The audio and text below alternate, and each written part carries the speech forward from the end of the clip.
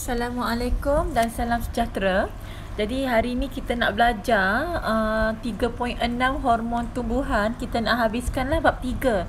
So ini adalah subtopik yang terakhir Jadi bila hasil pembelajaran adalah pertama, kamu boleh menyatakan maksud hormon tumbuhan.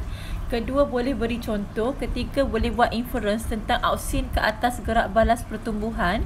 Keempat, menerangkan peranan auksin dalam gerak balas tropism. Dan kelima, menyatakan kegunaan hormon dalam pertanian. Jadi apakah hormon tumbuhan? Hormon tumbuhan ni adalah bahan kimia yang dihasilkan oleh tumbuhan dan mempengaruhi pertumbuhan serta perkembangan tumbuhan. Jadi seperti juga haiwan, tumbuhan ni juga dia bergerak balas terhadap perubahan persekitaran untuk kemandirian hidup. Contoh, dia bergerak balas terhadap cahaya sebab dia nak mendapatkan cahaya matahari, dan akar tumbuhan ni dia bergerak balas terhadap tarikan graviti terhadap air untuk dia mendapatkan air dan garam mineral yang mencukupi bila akar tu tumbuh ke bawah. Jadi gerak balas tumbuhan ni dia dikawal oleh bahan kimia yang kita kenali sebagai hormon tumbuhan atau hormon pertumbuhan. Okey, hormon pertumbuhan So apa itu hormon tumbuhan? Bahan kimia yang dihasilkan oleh tumbuhan dan mempengaruhi pertumbuhan serta perkembangan tumbuhan. Jadi ada banyak contoh macam auksin, etilena, gibberellin, sitokinin dan asid absisik. Tapi silibus kita menekankan kepada auksin dan etilena. Jadi kat mana auksin dihasilkan? Dia dihasilkan di meristem apex. Dekat mana meristem apex ni? Hujung pucuk dan hujung akar. So di sinilah auksin akan dihasilkan. Okey, so ini contohlah. Pucuk tumbuhan bergerak balas terhadap cahaya matahari. Akar tumbuhan bergerak balas terhadap air. Okey, kita nak tengok kesan auksin ke atas gerak balas pertumbuhan. So kita buat beberapa eksperimen. Kita nak tengok adakah tumbuhan ni dia bergerak balas terhadap apa-apa rangsangan. Okey. Jadi sekarang ni kita pun buatlah eksperimen ni dengan beberapa jenis rawatan, tapi kita buat eksperimen ni dalam gelap. Kita buat dalam gelap Okey, so kita buat pemerhatian selepas 3 jam. Okey, so ini adalah koleoptil jagung. Koleoptil jagung ni hujung pucuk lah, dekat hujung tu kan. Okey, so kita buat 5 rawatan. Okey, pertama tak ada rawat apa-apa Kita tak ada buat apa-apa. Kita biar je dia. Hujung koleoptil tidak dipotong. Selepas 3 jam kita perhatikan koleoptil ni dia tumbuh tegak ke atas. Kenapa? Kerana bahan kimia iaitu auksin dihasilkan di hujung pucuk. Lepas ni kita akan belajar dekat hujung pucuk ni dia terbahagi kepada 3 zon. Ini adalah zon pembahagian sel. Zon pembahagian sel. Yang tu dia aktif bermitosis. Di sinilah hormon auksin akan dihasilkan. Yang kedua adalah zon pemanjangan sel. Sel-sel tu akan memanjang. Bagaimana memanjang? Daripada sel yang kecil-kecil yang ada banyak vakul. Vakul ni air akan meresap masuk secara osmosis. Vakul ni dia akan mengembang sehingga membentuk satu vakul yang besar dan saiz sel tu akan bertambah. Kita akan belajar lebih lanjut bab 4 lepas ni. Okey, lepas tu yang ini kita ada zon pembezaan sel. Masa ni dah matang lah. Dah jadi xylem, dah jadi flowworm kan. Jadi sekarang ni di kawasan ni auksin akan dihasilkan. Jadi auksin ni dia dihasilkan di kawasan sini. Dia akan meresap ke bawah. Dia akan merangsang pemanjangan sel. Okey. Rawatan yang kedua, kita potong hujung koleoptil. Kita potong. Bila kita potong, auksin tak dihasilkan kan. Jadi maka auksin tu tak dapatlah meresap ke zon pemanjangan sel. So koleoptil tidak tumbuh, maka tiada pertumbuhan. Okey, rawatan yang ketiga, hujung koleoptil tu kita potong, tapi kita letak semula atas ni. Jadi tak ada apa-apalah. Auksin masih lagi ada. Auksin boleh meresap ke zon pemanjangan sel. Jadi koleoptil tu tumbuh tegak ke atas, auksin akan meresap ke bawah dan merangsang pemanjangan sel. Rawatan keempat, kita potong hujung koleoptil tapi kita letak tengah-tengah tu blok agar. Blok agar ni medium cecair, agar yang lembik-lembik tu kan. Jadi masih lagi auksin tu boleh meresap ke bawah, ke dalam blok agar dan terus ke bawah. Jadi koleoptil tu tumbuh tegak ke atas. Tapi kalau kita letakkan dengan mika ni medium pepejal macam kaca gitulah. Macam batuan yang kaca-kaca gitu kan. Dia medium pepejal. Mika ni dia akan menghalang peresapan auksin ke bawah. Jadi koleoptil tidak tumbuh. Inilah kesan auksin ke atas gerak balas pertumbuhan.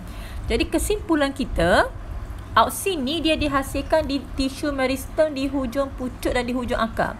Auksin akan merangsang pemanjangan sel pada zon pemanjangan di hujung pucuk. Okey. Yang ni yang teacher lukis tadi tu kan. Kita nak tengok kesan auksin ke atas gerak balas pertumbuhan di hujung pucuk. So zon pembahagian sel ni dia aktif bermitosis. So sel-sel dia pun kecil je. Padat dengan sitoplasma.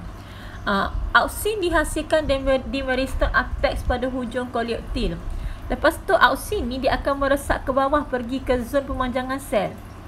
Jadi kepekatan auksin yang tinggi pada zon pemanjangan sel, kesan dia akan merangsang pemanjangan sel. Ini pada hujung pucuk hujung akar lain pula. Yang ni adalah hujung pucuk. Auksin merangsang pemanjangan sel pada zon pemanjangan di hujung pucuk. Kenapa? Sebab kalau akar dia terbalik. Kalau auksin banyak, dia akan merencat pemanjangan di hujung akar. Terbalik dengan hujung pucuk. Kalau hujung pucuk, auksin ni akan merangsang pemanjangan sel. Okey. Taburan auksin yang sekata menyebabkan sel memanjang pada kadar yang sama. Okey. Bila di zon pembezaan sel, pertumbuhan sel yang sekata pada zon pemanjangan, koleoptil tumbuh tegak ke atas. Okey, uji minda sikit. Okey, sekarang berkarat kan. Soalan, mengapa eksperimen tu kita jalankan dalam keadaan gelap? Ya, sebab tumbuhan ni dia bergerak balas terhadap rangsangan cahaya. Jadi kita tak nak eksperimen ni dipengaruhi oleh cahaya. Sebab auksin tu dia tak suka pada cahaya. Dia akan lari ke tempat yang kurang cahaya. Dia akan berkumpul di kawasan yang teduh. Jadi untuk memastikan koleoptil tumbuh tegak, jika dilakukan dalam keadaan cahaya, cahaya ni akan mempengaruhi taburan auksin dalam tumbuhan. Jadi koleoptil akan membengkok ke arah cahaya. Koleoptil salah eja tu koleoptil Okey. Kesan kepekatan auksin ke atas pertumbuhan pucuk dan akar lain-lain Kalau kepekatan auksin tinggi pada pucuk, dia akan merangsang pemanjangan sel. Tapi kalau kepekatan auksin tinggi pada hujung akar, dia akan merencat pemanjangan sel. Kan dalam graf ni kan, tengok kalau kepekatan auksin yang tinggi, nampak tak merencat pemanjangan sel. Tapi kalau kepekatan auksin yang tinggi, dia akan merangsang pemanjangan sel pada pucuk. Tapi pada akar terencat. Tapi kalau terlalu tinggi pun tak boleh juga. Nanti terencat juga pemanjangan sel pada pucuk. Jadi kita gunakan pengetahuan ni untuk membuat racun rumpai. Sebab kita tahu, kalaulah kepekatan auksin tu tinggi pada hujung akar, dia akan merencat pemanjangan sel. Jadi akar tu tak boleh tumbuh ke bawah. Jadi tak dapat nak menyerap air dan garam mineral yang mencukupi. Maka pokok tu boleh mati. Jadi kita pun buatlah racun rumpai untuk bunuh pokok-pokok rumpai-rumpai yang mengganggu yang akan mengurangkan pertumbuhan pokok yang kita tanam. Okey. Bagaimana auksin boleh digunakan sebagai herbisid? Apa itu herbisid? Herbisid ni racun rumpai, racun tumbuhan. So kita akan gunakan auksin dalam kepekatan yang tinggi. Ia akan merencat pertumbuhan akar tumbuhan. Contoh kalau kita ada ladang, kita tanam pokok jagung. Pokok jagung. Pokok jagung ni tumbuhan monocotyledon ingat lagi tak belajar sains dulu? Okey, lepas tu adalah pokok-pokok yang kita tak nak kan tumbuh juga keliling pokok jagung ni kan. Jadi yang tumbuh-tumbuh kat tepi ni Rupa rumpai ni dicotyledon. Jadi kita boleh gunakan auxin ni sebagai racun sebab dia hanya bunuh pokok yang dicot. Pokok monokot ni tak bunuh. So jagung ni selamat lah. Boleh Okey, peranan auxin dalam gerak balas tropism. Auxin ni dia mengawal gerak balas pertumbuhan pada hujung pucuk dan hujung akar. Kalau hujung pucuk tumbuh ke arah cahaya, kalau hujung akar tumbuh ke arah tarikan graviti menjauhi cahaya. Kalau pucuk dia tumbuh ke arah cahaya menjauhi graviti. Jadi gerak balas pertumbuhan ini di mana arah pertumbuhan dia bergantung pada arah rangsangan dinamakan tropism. Okey, kita belajar dua jenis tropism yang utama. Pertama, fototropism, rangsangan cahaya sahala, cahaya. Kalau geotropism, rangsangan dia tarikan graviti. Kalau dia macam pucuk dia membengkok ke arah cahaya, so kita panggil fototropism positif. Tapi akar dia membengkok menjauhi cahaya, so dia fototropism negatif. Okey, bahagian yang peka hujung pucuk hujung akar dengan cahaya ni. Okey, kalau tarikan graviti, pucuk ni ditumbuh ke atas menjauhi arah tarikan graviti, so itu adalah geotropism negatif. Kalau untuk akar dia tumbuh ke arah bawah ke arah tarikan graviti, so dia geotropism positif. So bahagian yang peka terhadap tarikan graviti iaitu hujung pucuk atau hujung akar. Fototropism, foto ni maksud dia cahaya. Tropism tu gerak balas terhadap tropism tadi gerak balas pertumbuhan di mana arah pertumbuhan bergantung pada arah rangsangan kan, tropism. Jadi daripada keputusan eksperimen yang kita buat 3.34 tu, kita boleh buat kesimpulan hujung coleoptile ni peka terhadap rangsangan cahaya. Sel meristem pada hujung pucuk dia menghasilkan auxin. Auxin ni dia menjauhi cahaya, tak suka cahaya. So dia akan berkumpul pada bahagian yang teduh. Kepekatan auxin yang tinggi pada pucuk dia akan merangsang pemanjangan sel di pucuk. Auxin boleh meresap melalui blok agar medium cecair, tapi tak boleh meresap melalui kepingan mica atau medium pepejal. Okey, gini teacher lukis Okey, sekarang kita ada coleoptile. Besar sangat. Kejap. Sini. Kita ada coleoptile. Kita pun bagi cahaya matahari So cahaya matahari ni sahala je. Belah sini kan. Jadi auxin ni dia tak suka pada cahaya, dia akan bergerak kawasan yang kurang yang teduh. Dia akan banyak kawasan yang teduh ni. Teduh ni banyak. Dekat kawasan yang ada yang cahaya tinggi ni sikit. Jadi apa tadi kesan kalau kepekatan auxin tinggi pada pucuk? Dia akan merangsang pemanjangan sel. Jadi bila sebelah teduh ni lagi banyak auxin, kepekatan auxin tinggi berbanding sebelah yang kena cahaya ni, dia akan menyebabkan pemanjangan sel sebelah ni lebih cepat, menyebabkan hujung pucuk ni akan tumbuh ke arah cahaya. Fototropism positif. Boleh?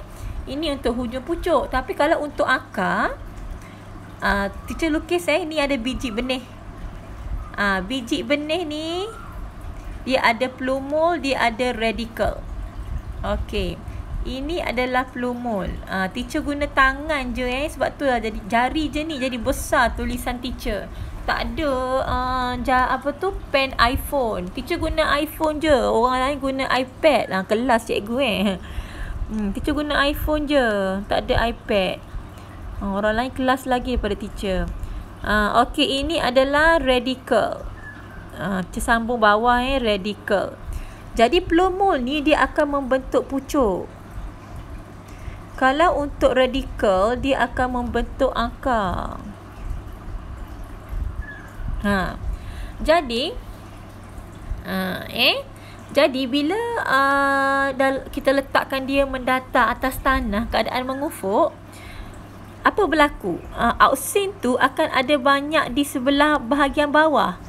Bahagian bawah ni banyak berbanding di bahagian atas sikit sebab ditarik oleh tarikan graviti. Jadi kita belajar tadi, kalau untuk pucuk, bila kepekatan auksin tinggi, dia akan merangsang lebih cepat pemanjangan sel di sebelah situ, di bahagian bawah kan. Jadi bahagian bawah ni lagi tinggi kepekatan auksin berbanding bahagian atas, menyebabkan pucuk itu tumbuh ke atas. So dia adalah geotropism negatif sebab dia menjauhi tarikan graviti. Tapi pucuk ni fototropism positif sebab dia mendekati cahaya. Manakala radikal akar ni, bila kepekatan auksin tu tinggi di bahagian bawah berbanding di bahagian atas, bila kepekatan auksin tinggi pada akar, dia akan merencat pemanjangan sel. Jadi sebab itulah akar ni akan tumbuh ke bawah. Boleh Nanti kita cuci ulang balik. Okey, so ini eksperimen untuk cahaya tadi Kalau kita letakkan cahaya scatter daripada semua arah, auksin ni dihasilkan di meristem apex pada hujung koleoptil. Auksin ni meresap ke dalam zon pemanjangan. Tabur auksin scatter ni sama je macam tadi Okey, kadar pertumbuhan sel dalam zon pemanjangan sama. Koleoptil ni akan tumbuh tegak ke atas. Kenapa teacher dah letih? Sebab teacher dah rekod tadi setengah jam, tapi rupanya rekod-rekod bila buka tak ada suara, gambar saja. So kena rekod lagi sekali. Tak apalah, demi kamu. Belajar betul-betul So eksperimen 2 ni kita letakkan cahaya sahala je. Bila cahaya sahala, auksin ni dia akan berkumpul di bahagian teduh. Kepekatan auksin yang tinggi di bahagian teduh menyebabkan kawasan sini yang teduh ni lebih cepat memanjang berbanding di bahagian yang terang yang ada cahaya ni, cahaya tinggi ni. Jadi koleoptil akan membengkok dan tumbuh ke arah cahaya dan menunjukkan fototropism positif. Okey, yang ketiga kita buat eksperimen ni, kita tutup dengan kertas aluminium. Walaupun kita bagi cahaya sahala, tapi kan auksin tu kan dekat bahagian atas ni. Jadi auksin tu tak lari ke mana-mana lah sebab dia tak nampak pun cahaya ni sebab dia ditutup dengan kertas aluminium. So kita akan nampak koleoptil tu tumbuh tegak ke atas kerana taburan auksin tu scatter. Tapi kalau letakkan blok agar, auksin tu letak cahaya sahala, maka auksin tu dia akan berkumpul di sebelah yang teduh. Dia boleh merentasi agar, tak ada masalah So koleoptil ni akan membengkok dan tumbuh ke arah cahaya. Tapi kalau letak ke pinggan mika, tak boleh. Auksin tak boleh nak merentasi mika, maka tak dapat meresap ke zon pemanjangan sel. Jadi koleoptil tidak tumbuh. Boleh